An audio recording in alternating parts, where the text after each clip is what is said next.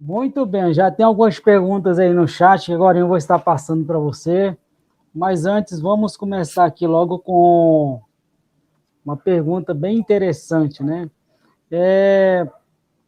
Os autores aí da Bíblia, especialmente os autores da Torá, daquilo que se chama Pentateuco, esses autores, ou este autor, eles para construir, para escrever, né, esses livros, eles usaram os contos sumerianos, plagiaram esses contos na construção desses livros.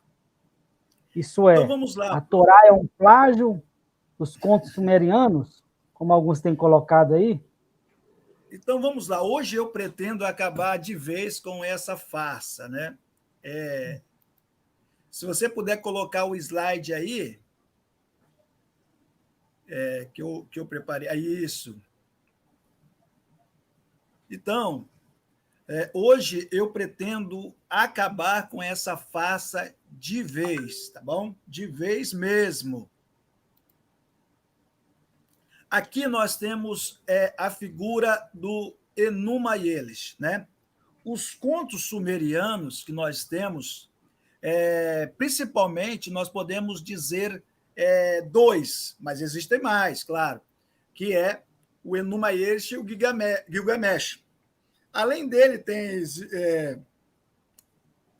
a Zilsudra, né, que é Atarraz, e outros mais. A viagem de Ishtar ao abismo. Então, todos esses falam sobre a criação. Mas, em especial, esse aqui, ele fala sobre a criação. E volta e meia, ele é comparado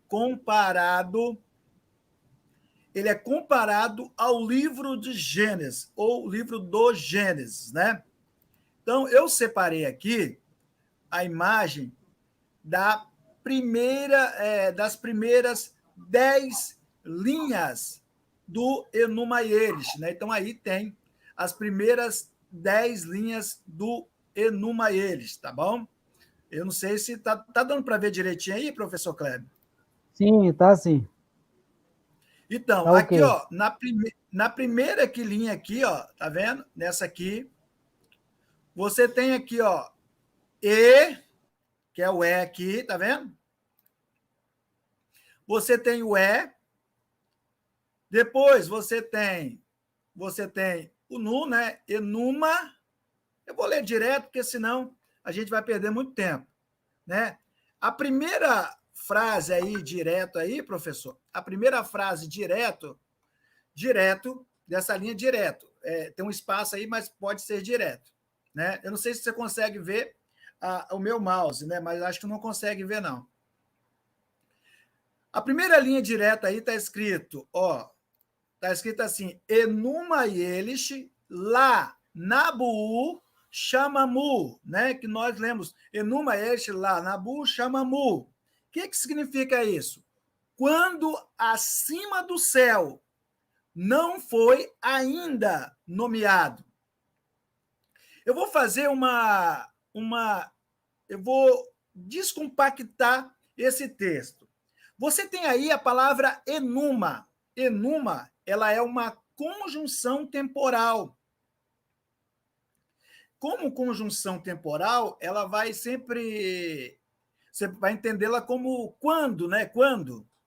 Então, aí você tem o quando, que também pode ser inuma ou inu, né? Inu, dentro desse contexto. Mas você também tem elish. O que é elish? É um advérbio formado com uma desinência. Esse ish é uma desinência. E ele está associado com a palavra Elu, né? Não é Ilu. Ilu é a palavra para Deus. Elu é como se fosse um verbo, ficaria no sentido estar alto, né? Ou com o adjetivo simplesmente somente alto, né? Então aí você tem Enuma Elish, né? Esse lá, ele é um advérbio de negação, não. Porém, aqui ele age juntamente com o verbo na forma estativa, né? Eu estou fazendo isso aqui porque eu acho que ninguém nunca fez essa análise, né? Uma análise morfossintática do acadiano, né? Eu convido a qualquer professor, entendeu? A fazer juntamente comigo essa análise, tá bom? Eu estou à disposição. Quando esses pseudos professores, né, que são na maioria ateus, né, ateus, eles citam que o Enuma Elish é primário e o livro de Gênesis, do Gênesis é secundário. Eles não sabem nenhuma palavra, nem conjugar uma palavra do acadiano, e querem dizer isso. Mas vamos lá. Então, lá é um advérbio negação, ele age na forma estativa do verbo. Você tem nabu, né, que seria nabiu, que seria também um verbo na conjugação estativa, que seria ser nomeado, ele está na terceira pessoa do singular, né? Isso indica também que ele está no infinitivo, né? E por último, chamamu, que é a fórmula, né? A forma que os gramáticos de acadiano chama o plural da palavra céu, né? Céu, tá ok? Da palavra céu. Então, quando acima do céu ainda não foi nomeado. O que eu estou querendo dizer com isso? Mas quando você pega o livro do Gênesis, ele diz assim: no princípio criou Deus. Bereshit bara Elohim et hashamai ve'et haaretz. Se você observar, ele não tem esse tom interrogativo quando no céu ainda não foi nomeado. Então, ele não entra dentro da composição morfossintática na qual é escrito Enuma Elish. Então, o primeiro verso já foi descompactado e você pode ver que há um deslize hermenêutico imenso quando você afirma tal coisa. Por quê? Porque quando fala bem assim, Bereshit bara Elohim et hashamai ve'et haaretz, você está dizendo assim que você tem certeza do que você está fazendo. Tanto é que a ordem ali é a ordem do falar, né?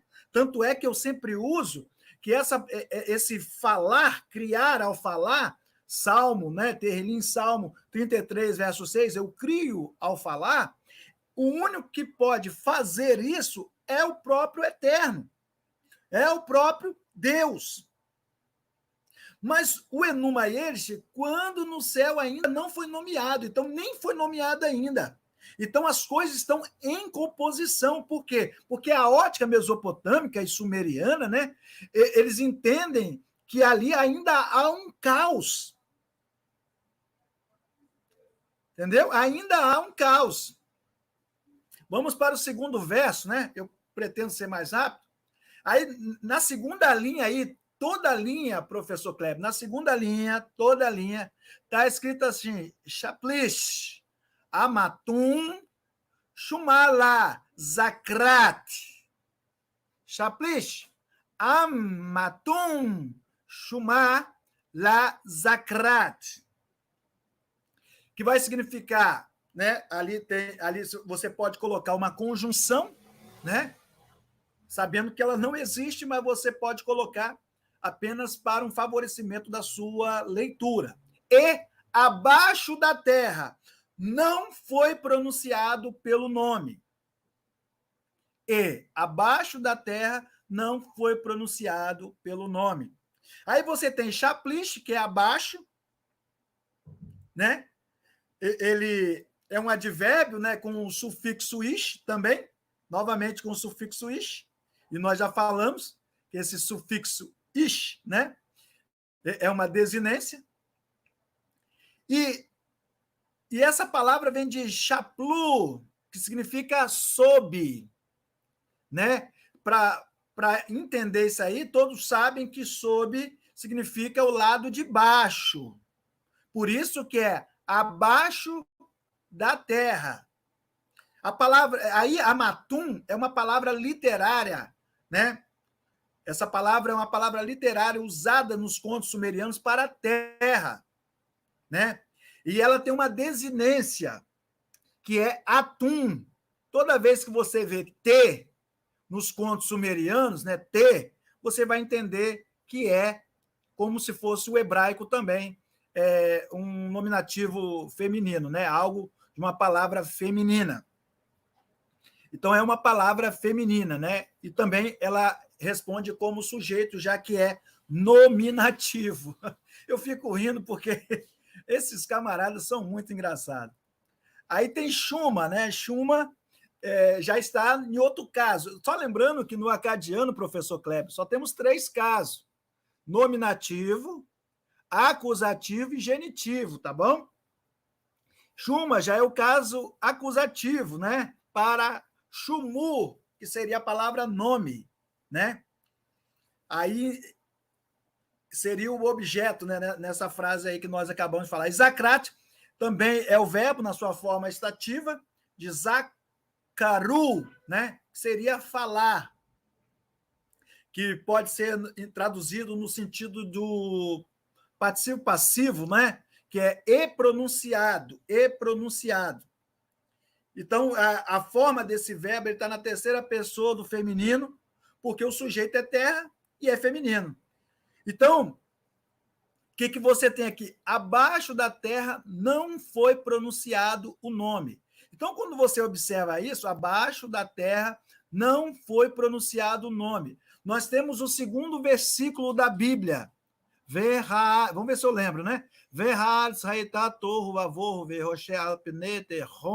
Verua Elohim Merahefet Alpnei Hamaim. É isso mesmo, né? Então, quando você tem ali, e a terra era sem forma e vazia, e o Rua Elohim se movia, Merahefet, né? Tremulava sobre a face das águas, Hamaim, não tem nada a ver com Enuma e eles. Você entende isso, professor Kleber? Que isso é uma farsa. Abaixo da terra não foi pronunciado pelo nome.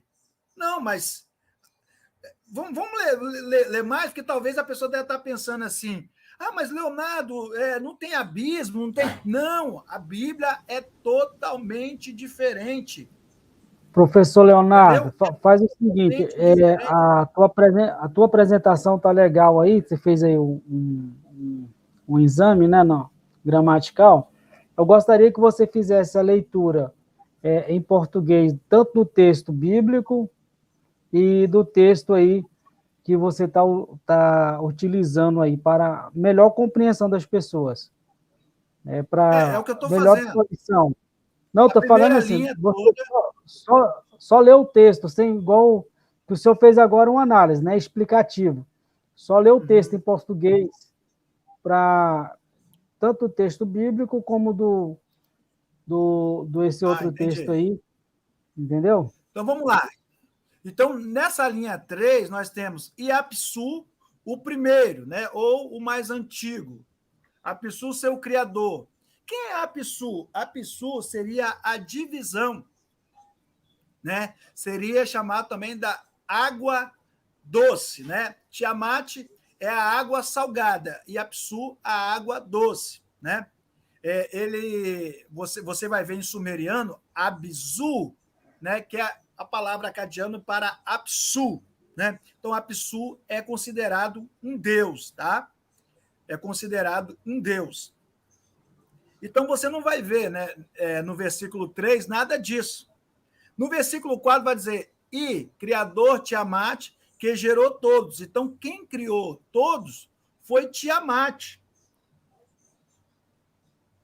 Aí, só para você ter ideia, só para você ter uma ideia, Tiamat, né? Tiamat criou todos.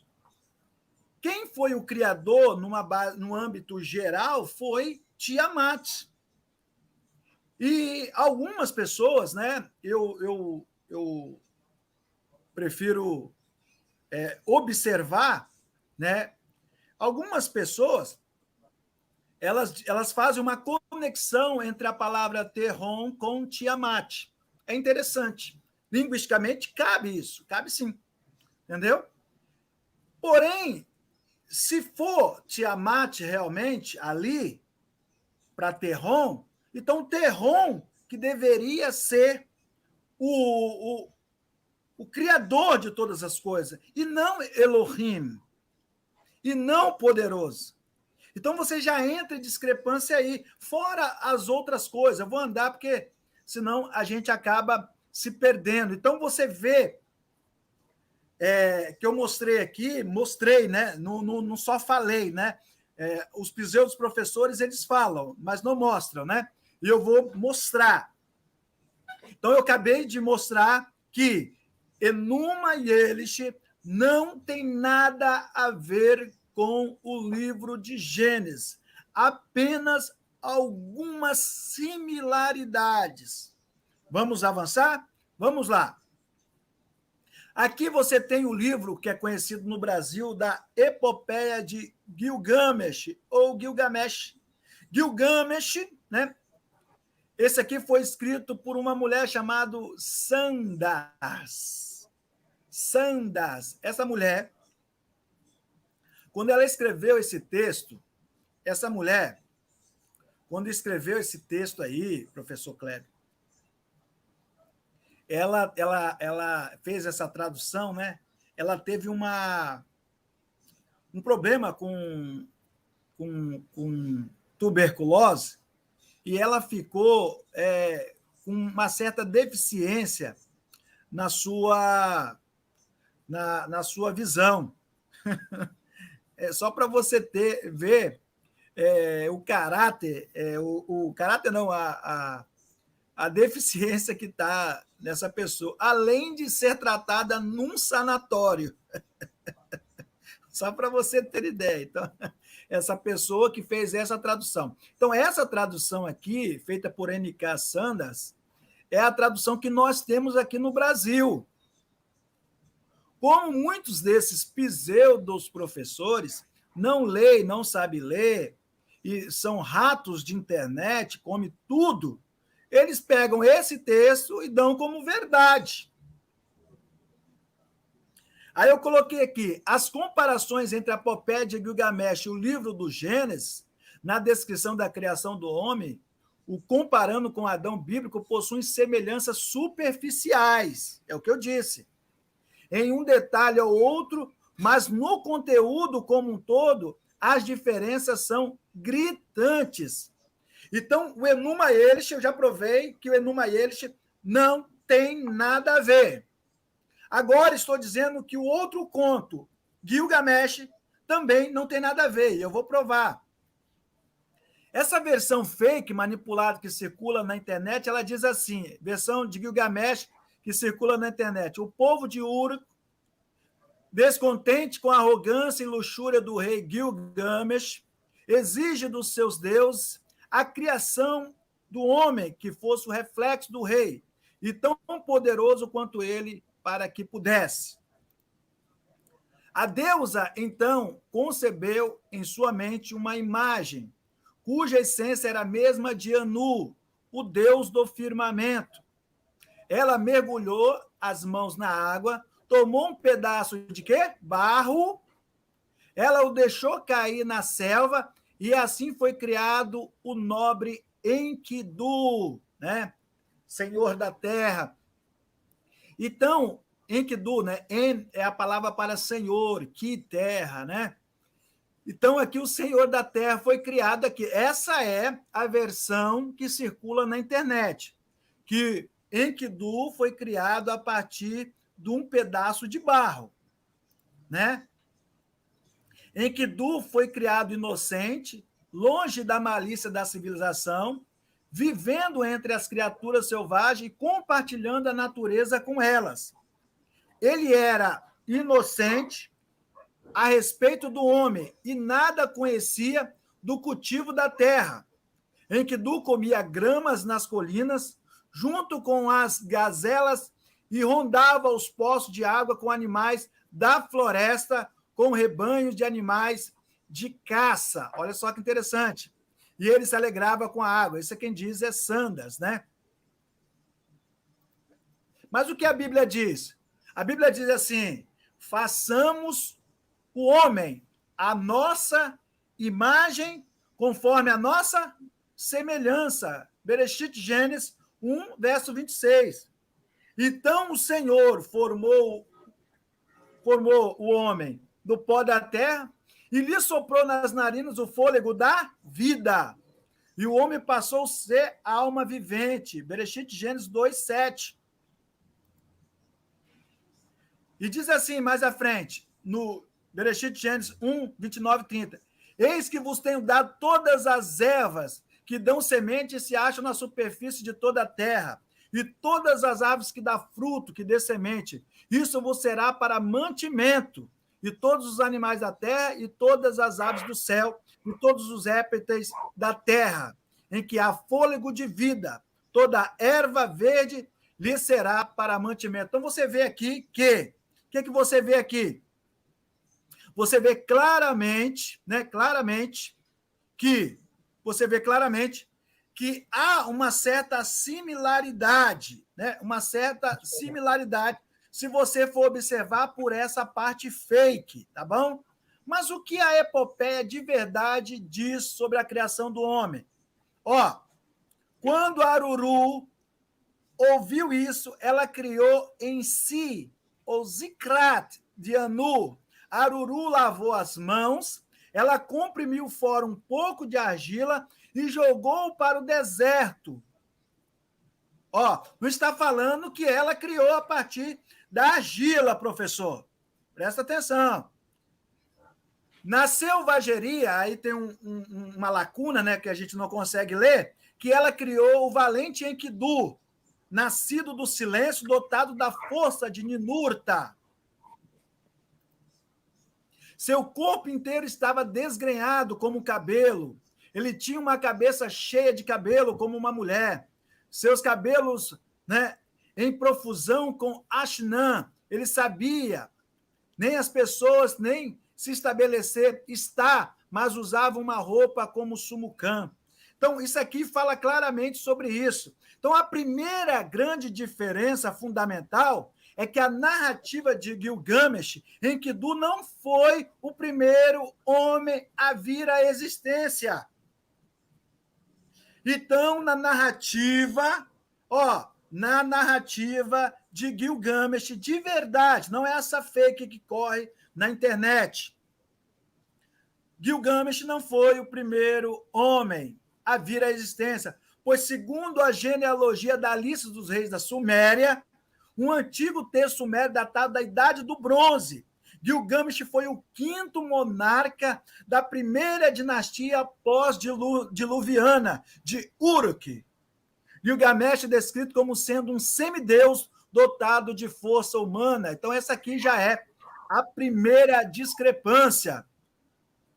Era superior a outros deuses, por ser 2/3 Deus e 1/3 homem. Ou seja, Enkidu não foi criado como o primeiro homem, ao contrário de Gênesis, onde Adão foi o primeiro homem a ser criado. Então, isso aqui já refuta essa questão de falar, não, porque ele foi criado da argila, então isso é uma similaridade, então isso é uma provocativa, então isso já é um plágio.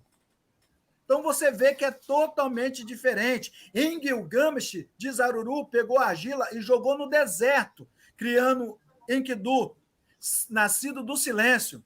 Ele tinha uma cabeça cheia de cabelo, como uma mulher. Enkidu, nas representações artísticas, a Suméria é representado como metade touro, metade humano, bem diferente do Adão bíblico. Olha só, isso aqui é uma foto, né, de Enkidu. Tem alguma coisa a ver com Adão, professor? Isso aí? Me fala aí. Era um Adão bem diferente, viu? Não Se tem for nada Adão, a ver com Adão. muito diferente. Então vamos lá. Então, isso aí já. Você já pegou. Vamos dar uma adiantada? Você parece estar com sono aí. Tô não, é porque é mania mesmo. Pode falar aí, tô tranquilo. Você trabalha à noite? Não trabalho, mas hoje eu tô descansando. É só mania mesmo de abrir a boca. Pode? Ah. Então vamos lá. Então tem outros textos, mas eu vou pular, porque senão a gente vai ficar muito centrado só aqui, né? Aqui, vamos para os centrais. Não, o texto da epopeia de Gilgamesh não diz em momento algum que ele era inocente a respeito do homem e nada conhecia do cultivo da terra. O texto real é completamente diferente. Aqui já fica evidente duas narrativas completamente diferentes. De um lado, em Gilgamesh diz apenas que era uma pessoa inocente que comia grama com as gazelas. Já em Gênesis, diz completamente o oposto. Diz que Adão possuía todas as árvores com semente que dão fruto, e todos os animais estariam sujeitos ao homem como mantimento. Está entendendo isso aqui, professor Kleber? Tô. Então, Tô isso aqui entendendo sim. demonstra outra discrepância que eles apontam. Então, Né? Não, então, em suma é o seguinte, existe um documento que circula pela internet, né, que traz uma informação, e esse outro documento que você está apresentando aí, que trata do mesmo assunto, traz informação que se contradiz entre si, né, com sobre esse certeza. tratado. Do, Mas o problema, a problemática, professor Kleber, não é essa, que só circula na internet. A problemática é que essa versão que circula na internet, ela não está de acordo com a epopeia de Gilgamesh, né? Não está. Então, ela está totalmente fora. Eu estou mostrando as discrepâncias aqui, entendeu? certo. Então, você, Aí você o vai ver pessoal, aí o pessoal que quer atacar a Bíblia, eles estão usando essa versão fake, como você está dizendo, a para versão que o fake. pessoal compreenda melhor. É melhor você usar o original, usa o original. Não usa a versão fake, tá? Então, tipo assim, outra coisa aqui, outra passagem que não lembra nem de longe Gilgamesh, mas que suporta seu poder sobre as pessoas como um touro selvagem. O que ela não parava de dizer, achado graça com ele.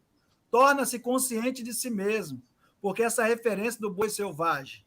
Porque Enkidu é representado na mitologia suméria como um semideus, metade humano, metade boi com chifres, que vivia comendo capim com os animais de campo.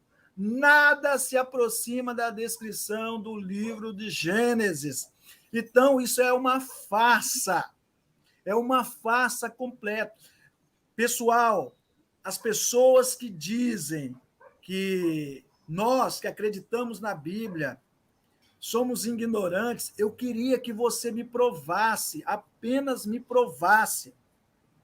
Não basta você dizer, eu penso assim, é a síndrome de Chicó, né? Sabe qual é a síndrome de Chicó?